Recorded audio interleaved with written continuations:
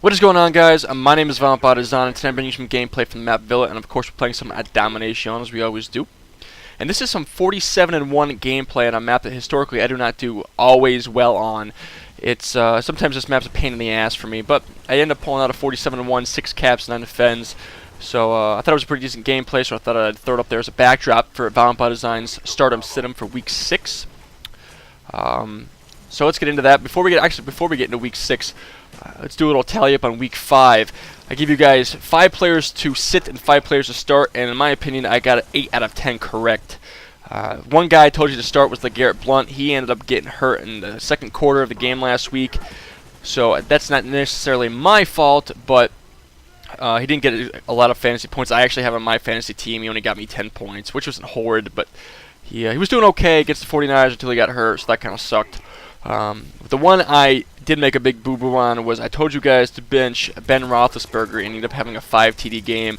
I don't think even the people who get paid to be fantasy football analysts saw that coming. So I do apologize if you guys benched Ben Roethlisberger, but that was a game I did not expect, nor did a lot of other people. So 8 out of 10 is not too shabby. Even you can get 8.5 out of 10 maybe, so not too bad. Hopefully you guys did well last week. Also, I had people say, "Oh, Mark, I benched a player from Mark Ingram, and it kind of cost me a bunch of fantasy points." I can't know who the rest of your rosters are. All I could tell you is players I think are going to succeed this week. Mark Ingram did pretty well this week. He only had maybe like 60 yards rushing, but he did have a touchdown. So compared to what else, like some other guy had, I forget who they said that they had, but he had a monster week.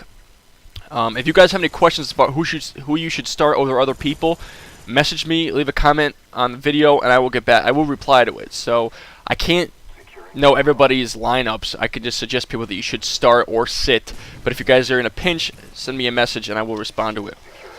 With that being said, let's get into Week 6 of my Stardom Situm.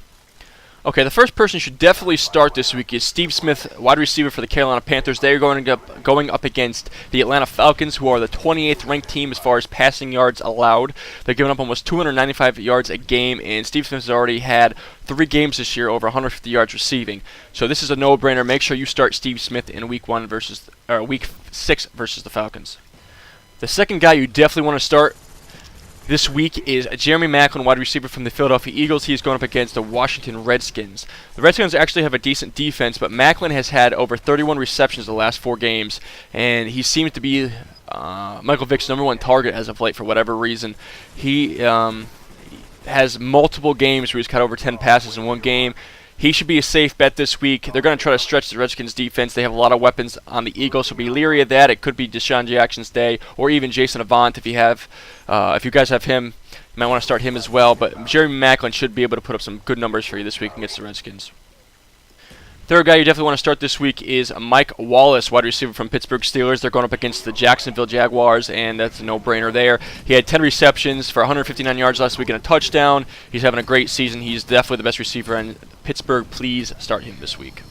Fourth guy you want to start this week is Ryan Torain from the Washington Redskins. He's coming off a bye week. He's going up against a Philadelphia Eagles defense who sucks against the rush. You definitely want to start him. The only question is there's 3 possible backs. It could be sharing splits there or carries there, so be careful about that. But he had a monster week in Week 4 before the bye. 19 attempts for 135 yards and a touchdown. I would definitely put him in your lineup for Week 6. Fifth guy you need to start this week. A lot of people might not know about him, but he's going to be in the mix the rest of the seasons, is Jeremy Kerley from the New York Jets. The Jets have just traded away Derek Mason to the Texans, so Kerley actually is the #3 receiver on the team. He had 35 yards and 3 receptions last week for a touchdown.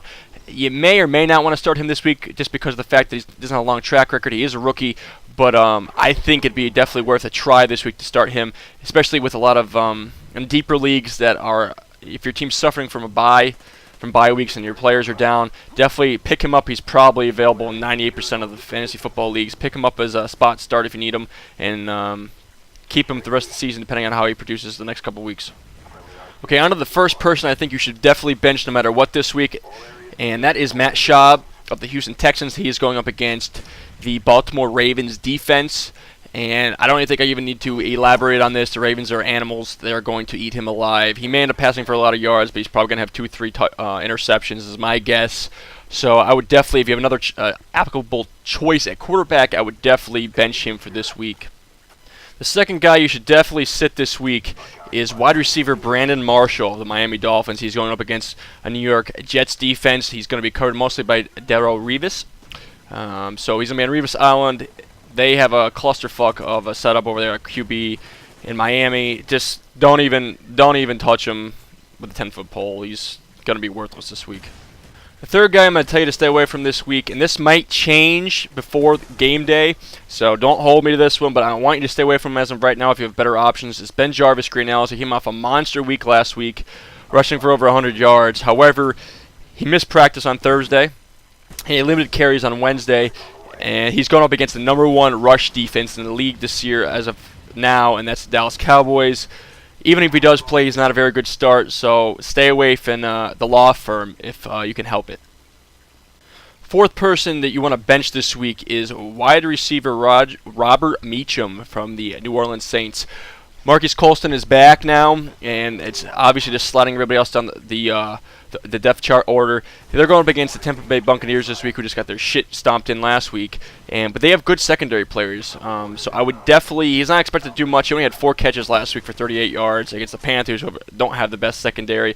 He may end up having a good game, but there's 3 other good receivers, plus a good tight end on that team. I would stay away from Robert Meachem next week, for sure, or this week. Okay, the fifth and final guy I want you to stay away from this week is running back Frank Gore from the San Francisco 49ers. They are going up against the undefeated Detroit Lions this week in Detroit.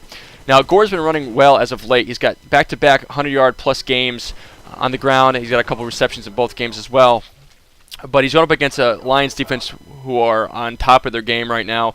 I expect the 49ers to get down early and get away from the run, so I don't think he's going to have a good game. There's still a chance. He's still an elite back. If you guys have a decent guy on the bench you could plug in for Gore this week, I would suggest doing so as long as their matchup's okay. I don't see him doing phenomenal. There is a possibility that he will. I just don't see it. So if you can, make sure you try to bench Frank Gore this week. Anyways, guys, that is it. Final score is going to be 47-1 on Villa. As always, I appreciate a rating.